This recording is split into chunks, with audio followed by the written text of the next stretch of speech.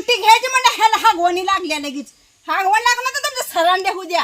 माझ्या भावाला अंगठी घेतल्याशी सोडती काय मी. कोणाचं घ्यायचं म्हणलं की लगे मोहर पडते ती आणि दुसऱ्याला करायचं म्हणलं की जोर येते ह्यांच्या. लय माणसं ती ग बाई असली हे काशीगावची माणसं लय चांगलं जायती. करायचं लोकांना म्हणले की काय नका करायला ग. आवाज हात पाड देशे. अगं अगं दम आहे काय